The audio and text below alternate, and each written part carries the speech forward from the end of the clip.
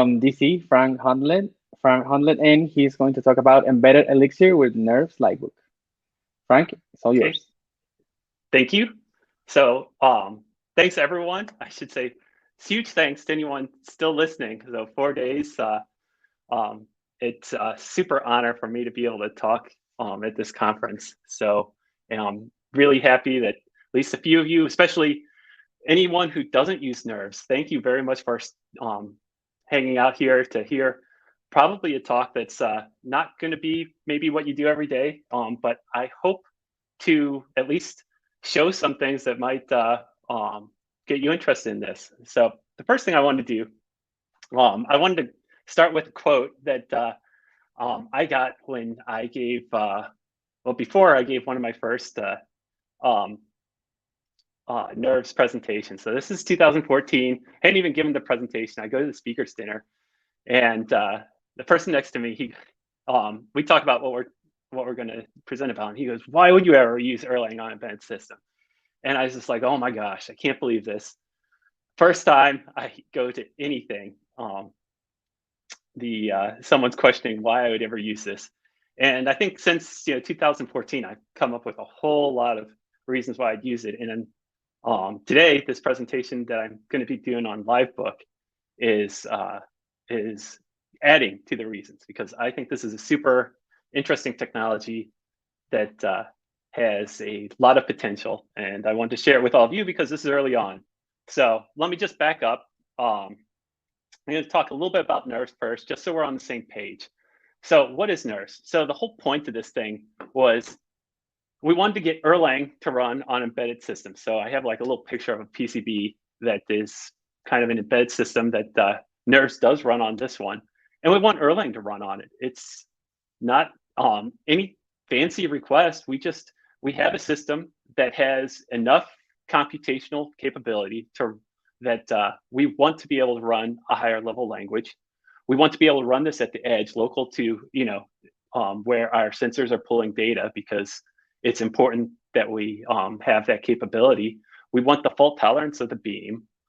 We have a lot of networking, so why not do Erlang? This is a very interesting thing to do, but perhaps embedding the Erlang VM wasn't the easiest thing. So that's how that project got started. I want to just give some attributes so you can kind of get your mindset of like where Nerves fits in. Minimal, Nerves tries to be minimal. Minimal is a relative thing. So what does that mean? Means that since we're focused on the beam and the Erlang virtual machine and Elixir, we use OTP releases to kind of just take just the pieces of Erlang that we need compiled down, and we put that right on top of the operating system. So the important part here that differentiates Nerves from other embedded solutions is we chose Linux kernel. Now, there are tons of things that we could have chosen. Linux is useful for the kinds of things that we were looking at back a while back, just because it had very wide platform support. Like if you got a new piece of hardware, there's a pretty good chance that someone had ported embedded Linux to it, and we wanted to leverage that for Nerves. The other aspect of this is kind of a realization that not everything's on the beam, and it kind of stinks when you don't have something on the beam that you want to have. You can't just write it just out of nowhere. So embedded Linux gave us the capability to reach into that ecosystem to pull components that might not have beam counterparts. I think the thing that came a little bit after this initial part was the tooling piece. Tooling is super important because we made this decision to spend more time in Erlang and Elixir. We want to be able to spend time in Erlang Elixir. We don't want to be figuring out cross compilers. We don't want to be figuring out which embedded Linux pieces are good, bad, which ones we want. We want to write Elixir code. So Nerves, the whole point of this is to give that tooling to let you stay there. And this is not something that I appreciated back then, but certainly now, I certainly appreciate the access to the Elixir ecosystem. And I think this is important. You wouldn't normally expect to be able to access just any random package off of Hex and be able to put it on an embed system, right? That's kind of a new thing. or it's something that I certainly didn't expect. If you were to rewind time back a little bit, but we've spent a lot of time with Nerfs kind of behind the scenes trying to make that actually work, even if that Elixir package or the Erlang package has a NIF or a port. So that's the gist. I noticed, so I changed my presentation a little bit because I wanted to give a little mini update for Nerfs. So please bear with me. I think there are some important things that I want to say before I get into the super cool part, which is the Livebook stuff, which I was prepped for. The first is, what does the Nerfs core team even do? And I think we do a lot of things, but some things aren't visible. So I want to make these a little bit more visible. When you build a platform with Nerfs, when you go in commercially or whatever, we do regular maintenance on these ports. And you'll see these updates come through Hex. May not be obvious what's coming in there, but we pull once. Erlang, there's an OTP release every year. We pull it. We follow the patch releases and minor releases that come out subsequent to that. That's important. I mean, we just saw some stuff with OpenSSL that really made that important, so we could get these things on the devices before some certificates changed. The next thing, Linux kernel. What do we do with that? Well, we tend to defer to whatever board that we support, wherever they go further upstream, for the most part. So like Raspberry Pi, the Raspberry Pi Foundation, BeagleBone, there's a de facto Debian distribution that people go to. And it's the same with most of the other boards. We follow what they're doing, and we follow what they're doing on the kernel's LTS releases. So these are long-term support. The idea being that you put these on a device, you can get patch releases. You don't get these major Linux kernel changes.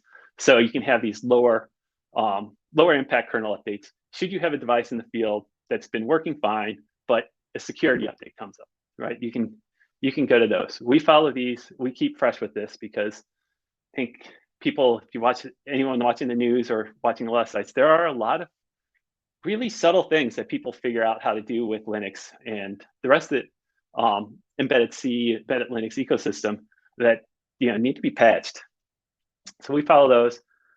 Most important thing, I think the most impactful thing that we follow is Buildroot. So Buildroot is a project that we make use of to get all the C libraries and C programs and daemons, all the stuff that you might want to use. And they have 4 major releases per year. Those drive the Nerve systems releases. So we get all this up. And if you ever want to know what's like running behind the scenes, because in Elixir you can kind of see, you can see what your dependencies are. You can get an SBOM. You can use the SBOM package to build you a software bomb. But what's going on in the C land? That's there too. And if you follow this path to the legal info, you can get CSV files to say, okay, I was using this kernel from this place, this version of all these things. You can supply this information to others in your company if you have a need for compliance. So I'm going to switch gears to another thing that was new. It's called the Nerfs ModD, the message of the day. So if you've used Nerfs before, you've noticed that the Nerfs new project generator generates a little text, kind of help you like know to use ringlogger.next to see some log messages, stuff like that. So Masatsushi Nishiguchi, he took that and separated down to a package called Nerfs ModD and added to it. And he added some really interesting things to it. So you can see a little pic screenshot of what it looks like here. I wanted to point out a couple things. We're going to be, over the next year or so, we're looking to try to pull some of these interesting industrial features more towards the mainstream. Things like failing back, and you're going to want to be cognizant of some of these numbers. And this one that I circled is the UUID of the firmware. What this does is it's basically a hash of the firmware bits that are running on your device. It uniquely identifies it. So you can have version numbers, so the version numbers print to the side, but you forget to update the version number, whatever. This UUID is unique. It's used a lot of places behind the scenes in Nerfs to refer to those bits that are actually running. The other thing I want to point out, kind of on the same vein, is this firmware valid. So what does it mean to be valid? When you, and this goes to when you set up a system that can accept firmware, and if that firmware crashes on boot or does something bad, the system can automatically revert to the previously running firmware, so you don't have to go out to wherever it is and fix the place. So the way Nerfs keeps track of it is you have to mark whether that new piece of firmware that you're running is valid. When would you do that? You do it like after you get network connections. Kind of depends on your setup when you say valid. Right now, the defaults are it's always valid. So if you use Nerfs and you totally put just a busted firmware on there, you can get in reboot loops because the default is marking it valid. So we know that's a issue. We'd love to get that wrapped into the mainstream. Once you get used to this fallback stuff, you start getting a little confusion on what you're actually running on the device. I think it's one of these things that you kind of have to experience for yourself. This message of the day is to help minimize some of that confusion when we get that out. So that's there. If you're not using it right now, just check out the hex package and it'll tell you how to use it. All right, so switching gears again, there's Nerfs on networking. There's a set of libraries that are grouped under VintageNet that handle all network configuration on Nerfs. This is for like wired Ethernet, Wi-Fi. You can do access points. You can do Ethernet over USB. All this stuff. Cellular support is probably the one that's most interesting to a lot of people and the one that's the hardest to use. So I just want to give some notes on here. The focus on the current support has been more to industrial type modules. So I have one on the right that you kind of see. The consumer ones look like little USB dongles that you plug in. And some people have added support for those, but those are generally not quite as maintained. Sometimes they work. Sometimes there's trickiness within. So I want to point out this is where the focus has been. And the kinds of things, if you're looking for your work or whatever, the focus on most of the modules has been these categories called Cat M1, 1, and 3. Cat M1 is more of the IoT-centric cellular support. So there are two packages that you want to look at. One's VintageNet Mobile. If you have like a UART-based modem, this is kind of like old school. If anyone remembers like the dial-up modems from the 1980s or something, it's totally similar to that, except a few more commands. So there's that one. Then there's VintageNet QMI, which Qualcomm has this USB protocol. It's kind of convenient. All the modems that support it are really close to the same, so you can kind of mix and match them. And then the last thing to bring up, there's a protocol called ECM. So for reasons, people aren't building this QMI or the UART-based ones. It's like there are pros and cons to all of these, and there's yet another one that's coming out. It looks like we're probably going to have support. If you're looking at ECM-style modems, I would say definitely poke onto the Nerf Slack, maybe ping the project, because it's looking that we'll be supporting yet another protocol if we're talking to these things. So that's cellular support. The next thing I want to talk about, and there have been a couple presentations on this one, or at least behind the scenes. This talks about how we're enabling non-C and C++. So for those of you who use Nerfs, like hex packages just work. The C compiler just works. There's like behind the scenes stuff that happened to make it work, but basically CrossCompile is something that Nerfs can provide to these packages. With more or less work, it kind of works. But there's a problem when they're starting to be more interested in other languages, and that was Nerfs wasn't exporting enough data for them to know how to emit the right code. So what was added was this ability that in the Nerf system, so like this is the Raspberry Pi port or whatever board you have, you could set some variables, and there's on the documentation, it tells you what each of them means, but you could set them and they would be exposed for tools like Ziegler. So Ziegler is the first use of this. And so what you see on the left is the Raspberry Pi 01.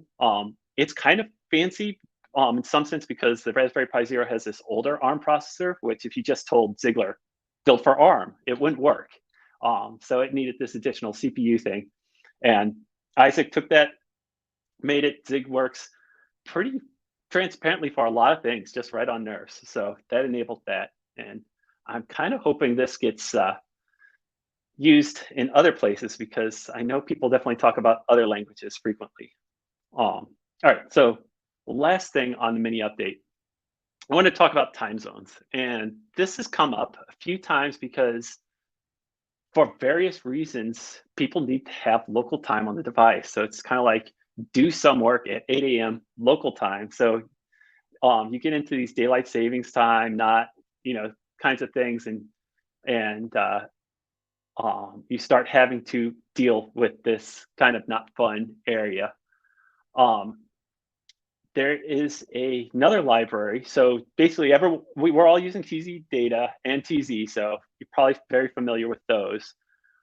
There's a new one called Zone Info. Zone Info is a little different in that it just uses the TZIF files. So when you look in the user share Zone Info, if you have a Mac or Linux computer, that's the file format they are. So basically, there's a program which takes the rule files and converts them to this binary format, and that's what the C libraries know how to deal with. It's a little bit different than TZ data, which take the rules and convert them to their own internal format. So that's Zone Info. But what Nerfs time zone does is says, okay, I'm not interested at all in being able to tell the time in 1940 or 50 in some random place. Let me just trim it. Let me just trim it to where I need. You can set where the trimming's done, but I want to make this small. And so small is good for a lot of devices that have to ship their firmware over these metered links. So there's some gaining from that. And then there's another gain, which is there's some C code, right? So it's not like we can all be so lucky and all of our code that our time zone code is always in Elixir. There's always that one holdout or something that happens. And there's a little shim in there to make sure that the C library, C code that goes to it, they all use the same database. So to try to avoid these issues where one thing's using one database, one the other, or you have to ship down two databases. So just be aware of that if you happen to venture into this area. All right, with that, I want to switch to the part that I really want to talk about, which is Livebook. I can't see anyone, but I hope that most people of you have seen like little snippets of this. So here's the little snip. You're going to see more. But Livebook is this thing that Jonathan Quasco and Jose Valim wrote to, I guess, it start with NX to be able to have these code notebooks for use with NX. And they certainly talk about using in other domains. At any rate, the project started this year. It has been cranking features out. It is really fun to watch because like I watch this, every couple days, there'll be like a legitimately new and interesting feature that pops up. So this came up, and then I thought, well, wouldn't it be cool to run code notebooks with hardware? And I just want to see what's involved. So here's basically the process. And I think everyone could probably guess this. So took Livebook, it's a dependency, add some Nerfs libraries because I want to do Nerf stuff, add some notebooks. Well, I didn't add some notebooks at the beginning, but I got there. Use Nerfs to package it up. And I think, the analogy here is like with Docker, you can package things up with Docker, you can package things up with Nerfs. Kind of similar, except at the end you get the bits that go on a micro SD card or other piece of memory that you can put on an embedded device. So that's the gist. And now I'm going to.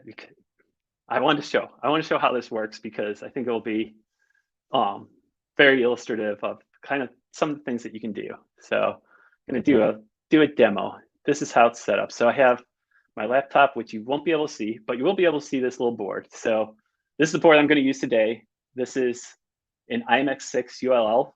This is kind of a more industrial board. So I didn't think it was getting enough love. We always do demos with Raspberry Pis or BeagleBones, but this one's fun too. So I wanted to do it for this demo just to show, it's on Nerfs. It can run a whole bunch of places. This particular board, single core, not particularly fast. I mean, okay, everything's relative, right? So anyone that's real in bed is going to be like, oh, 800 megahertz, that's pretty fast. This won't be running at 800 megahertz. It's just when you put it under duress, does it get up there? And Livebook amazingly doesn't put it under much duress. So anyway, getting that, because let's see, the other things to remark, 2 Ethernet adapters. I'm using one to be able to talk to my laptop with it. It also has that USB-C connector that you see in the upper right. You can do gadget mode on that. I know a bunch of nerds people probably like that because it's kind of like the Raspberry Pi. It makes it real easy and fun to use. So let's see, micro SD card goes in around there.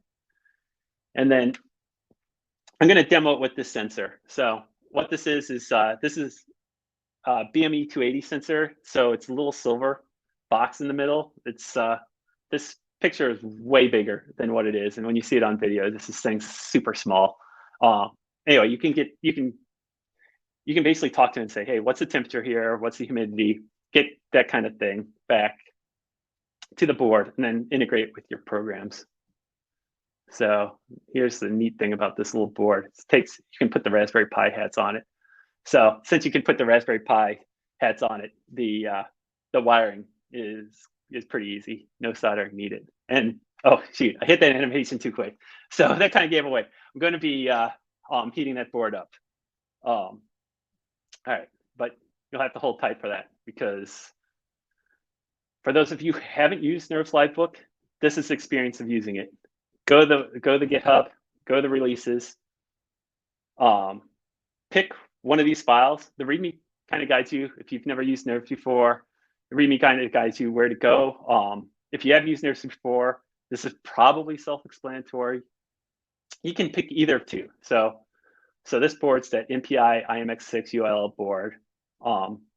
The .fw file and the .zip file, those are, you get the one that you want to use the program that copies it to the micro SD card. So I'm going to show that over here. So .fw, that uses this command line tool called fwup. Kind of see what it looks like over there.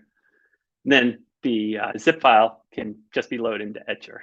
And that's, if you've used a Raspberry Pi before, this is the GUI, the Etcher way, probably the way you're familiar with. If you use Nerfs a lot, using the command line is kind of convenient. Alrighty, so let's do this. So hopefully everyone can see. So let me just get this up here so you can see the board right here, the little sensor connected to wires over here, just like the diagram, and basically connected to the board. So I can reload this page just so you can kind of see that's for real.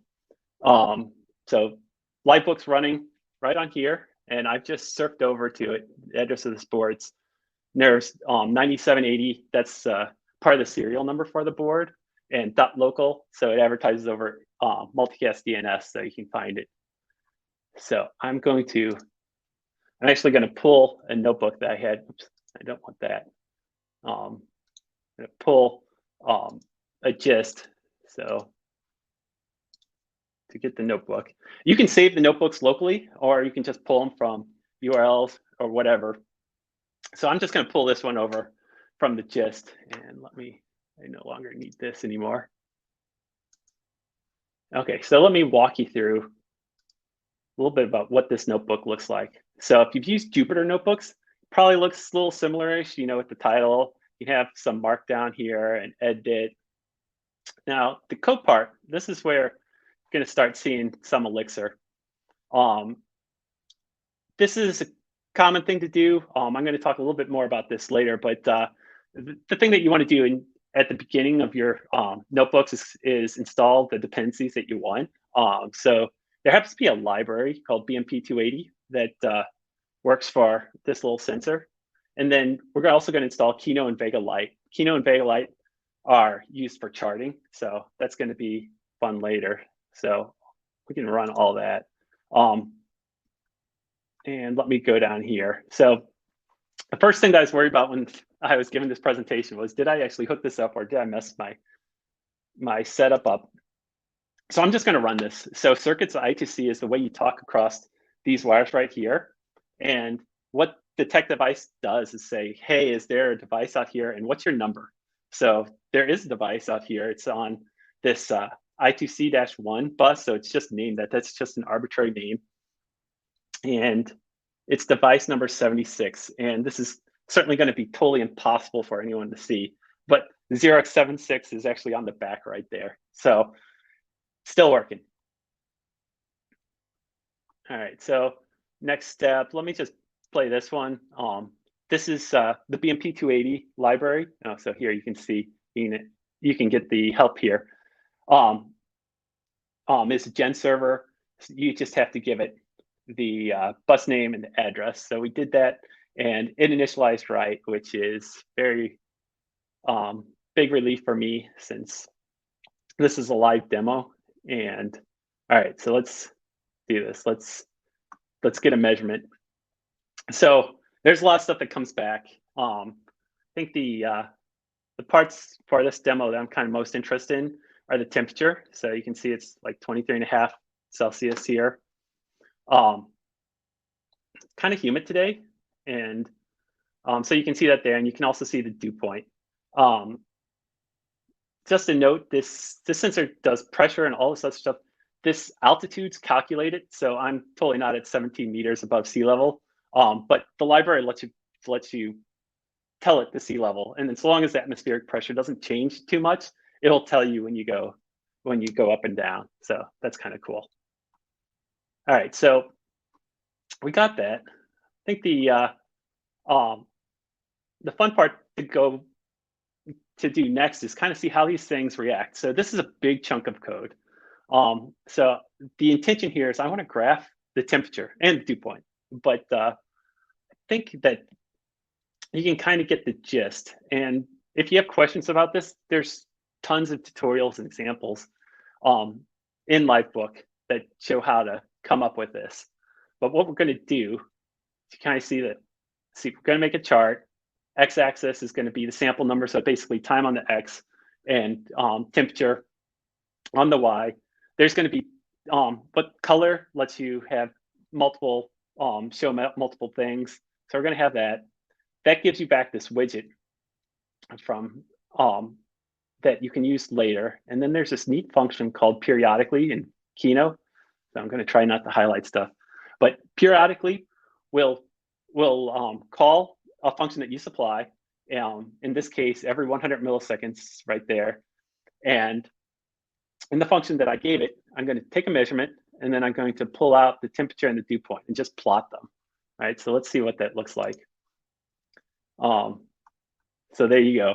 It's kind of what you'd expect. We made the measurements before. Now to make this interesting, just to show you that there is something that this is working. Let me just heat this up a little bit. Hopefully people can hear me. See these. So the idea was, how do these things change with heat? Like, does the dew point, so the dew point, the bottom one, does it break? What can you do with this? And so let me just keep on. So we got to the point where humidity is no longer measuring. Oh, shoot. It can go a little higher. I've gotten this thing up to 120, but you get the idea. You can play around with these things, and you can do it interactively. And I just got to a chart in like no time flat. Oh, good. And see, dew points like coming back. All right, so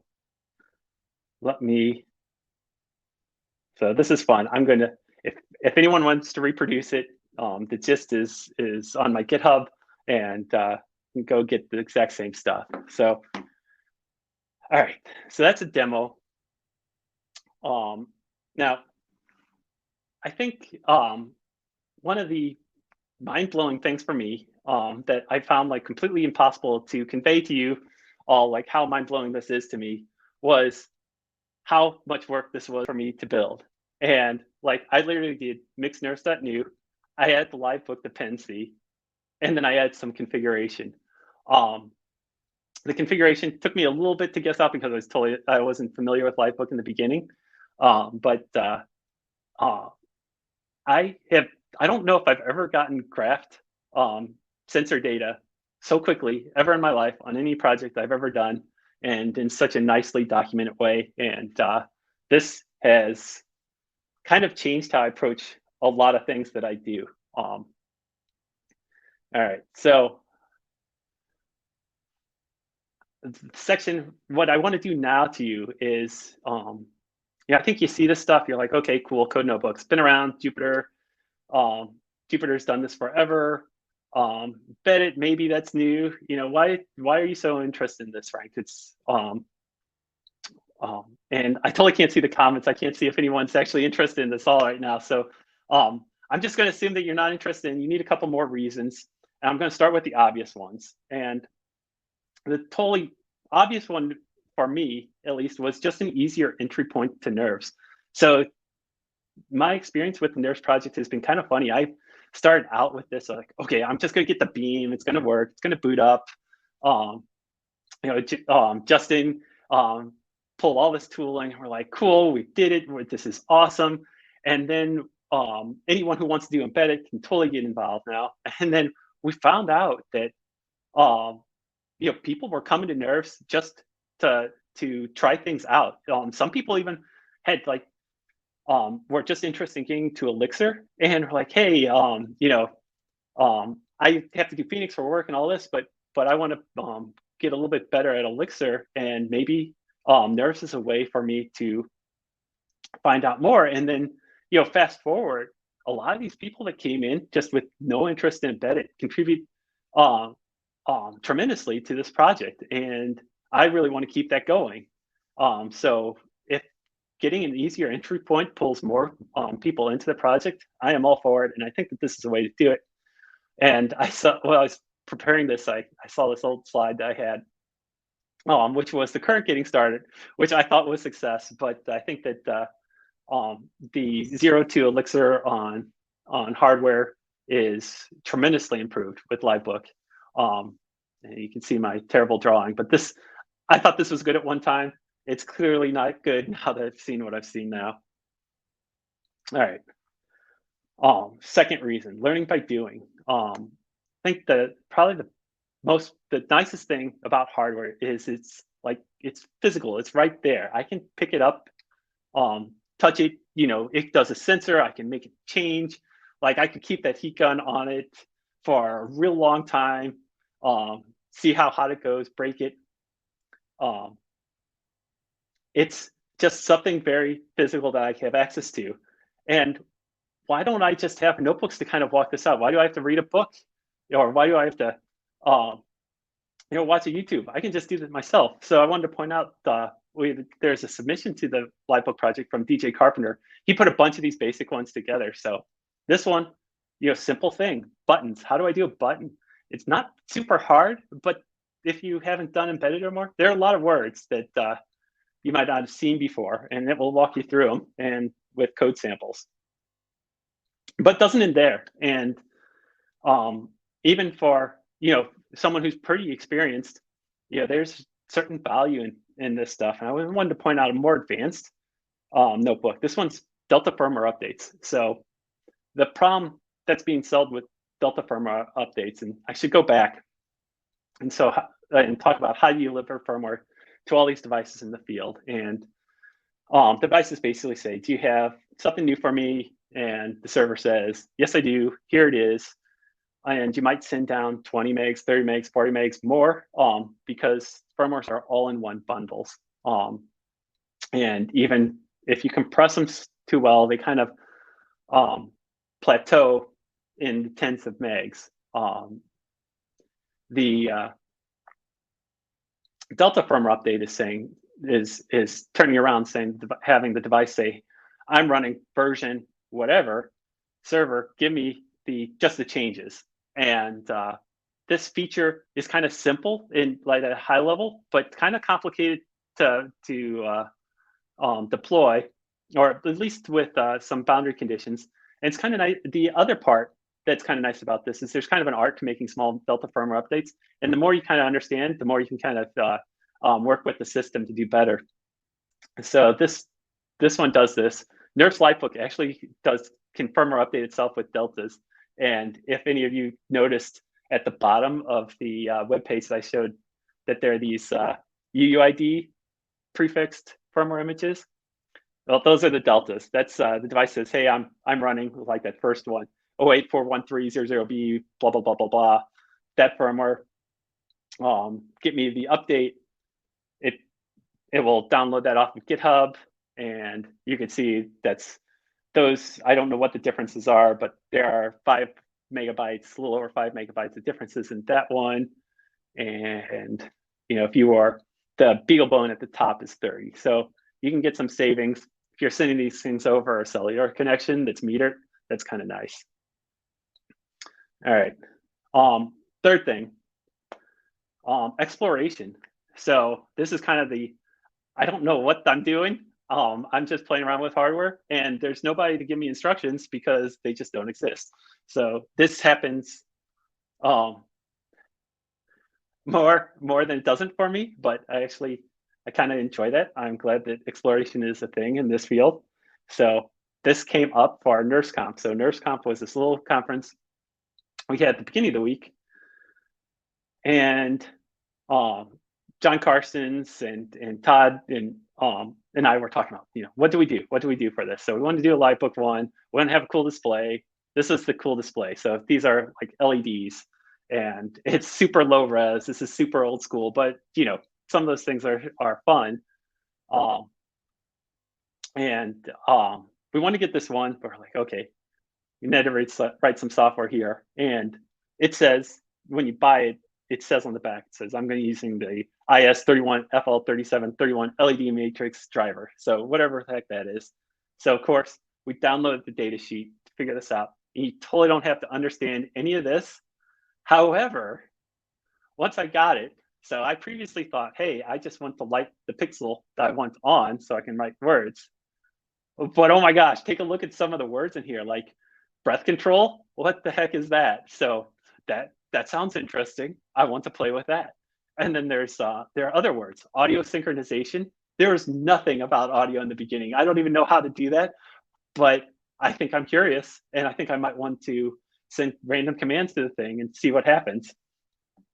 So this is what it was about. It's just like, so this is totally ugly code. Don't copy this or anything, but this is me kind of exploring and working out what numbers I need to send to this thing to do the random thing that I wanted to do. And of course, if I were making this real, I would have all this pretty and all these words, and I don't expect this to be readable. However, the ability for me to play around with this and in real time on this Livebook was super cool. And oh, guess what? See that circle there?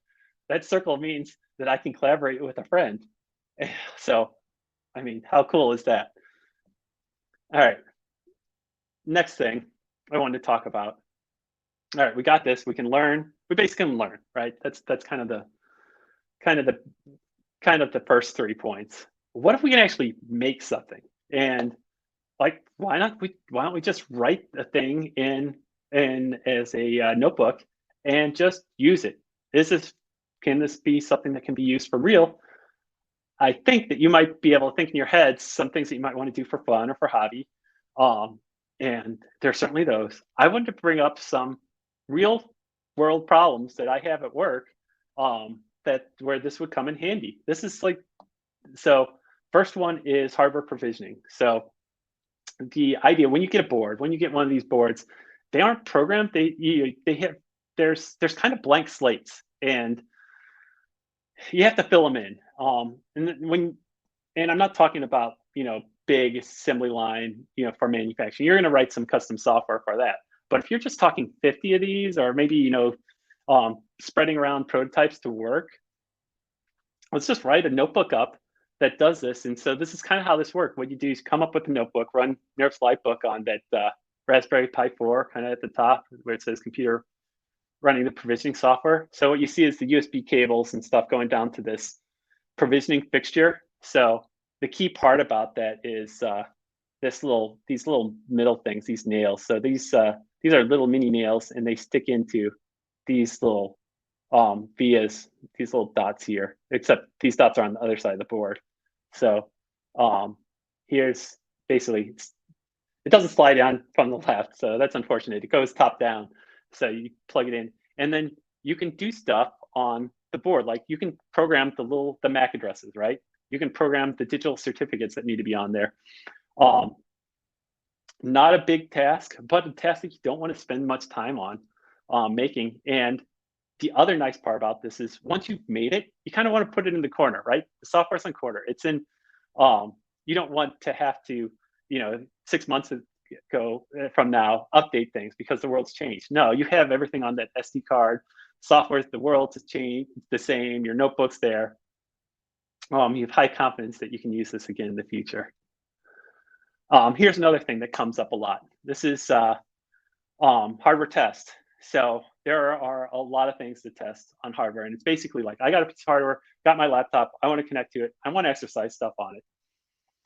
Traditional way to do this is to write these programs. Sometimes they have APIs, right, that go out to something on your PC.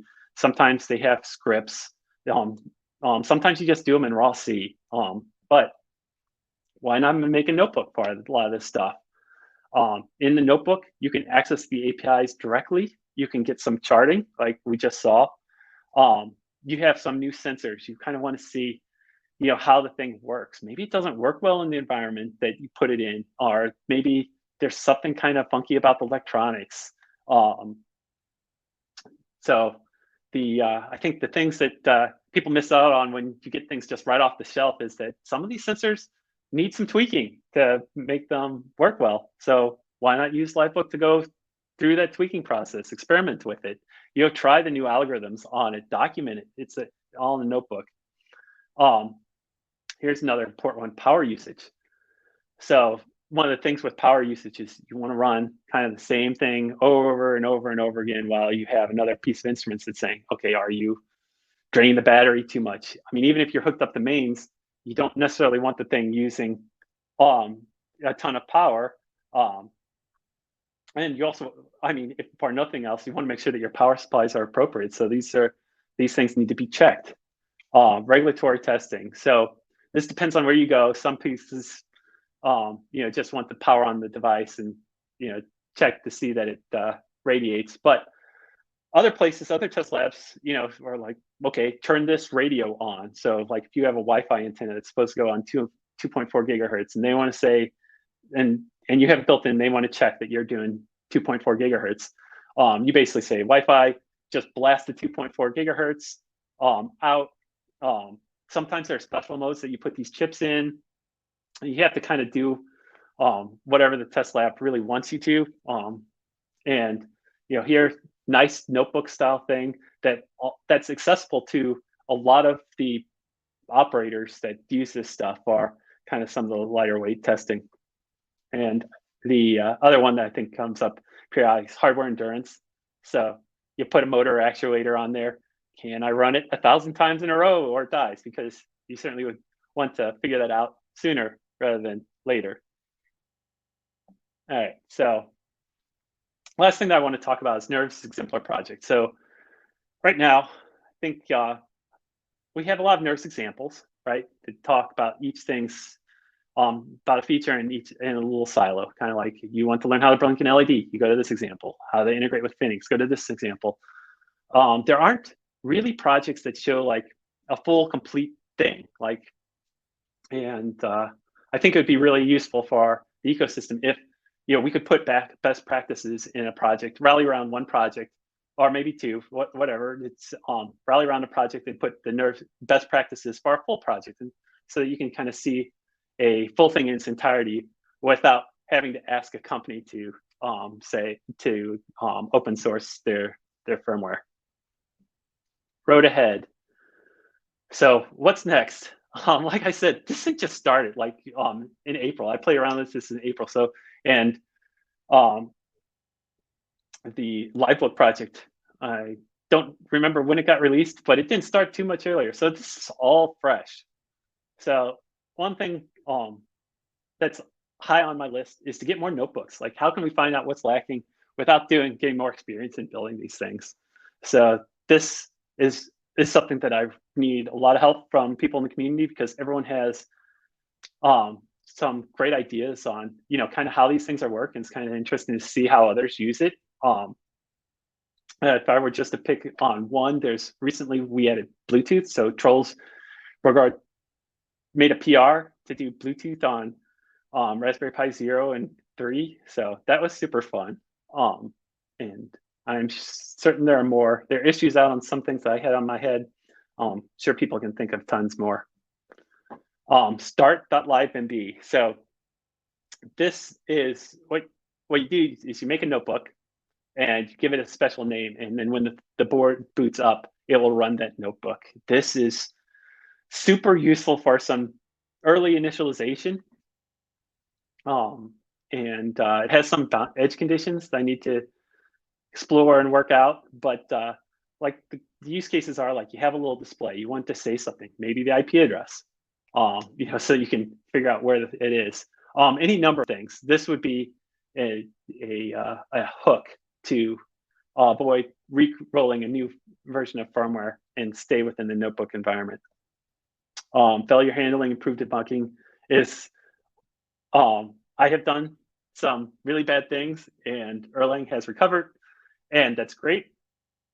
But there's a little bit of work there to maybe share some of those things to the user, at least in the Nerfs context. So Livebook already does a pretty good job with showing a lot of error handling. I think there's just a little bit more. This is something that I'm playing around with. And then the final thing, which I think is the hardest and the most interesting, is to get mix install to work for real. And by work for real, I mean that if I have a project that has a NIF on it or a port that's in native code, how do I make that work? Because for this really to scale, Nerfs Livebook can't include all dependencies. Currently, it includes a whole lot of Nerfs dependencies for convenience, because most notebooks basically use the same libraries. And then if you want to go outside of the libraries that are included by default, then of course you have to rebuild the firmware to add those. But wouldn't it be awesome to do mix install and have it download or somehow work to get that functionality there? All righty. At my final part, I want to leave some parting thoughts for everyone. I think that Livebook is going to be a killer app for hardware too. So I'm not sure it's yet, but I think it's going to be. This is seriously fun and easy to do a lot of things. And it's something I can share with a much larger audience, even outside of my domain of Elixir programming friends. It runs amazingly well on pretty slow processors. Thank you to everyone who did all the magical stuff between Erlang, Phoenix, Elixir, all of this stuff. It is surprisingly performant. There's no JIT. That's an ARM processor, no JIT. Like, I can't wait for ARM JIT. But I mean, it works really well right now. And true, serious thanks. This is an amazing project, an amazing set of stuff that works. And let's see. I guess just to reiterate, all this stuff is new. I think there's going to be a lot of neat things coming on. I hope everyone can kind of follow along if they want, or maybe you want to join up and work on the notebook, try it out, contribute somehow. Up to you. Maybe just follow along on Twitter and watch posts or follow the projects. Anyway, I am super excited about this. I hope you are too. And then I want to end up with, why would you ever use Erlang on embedded system? Well, I have another reason, because I want to get to Livebook, and I'm totally thrilled about this. So thanks everyone for your attention.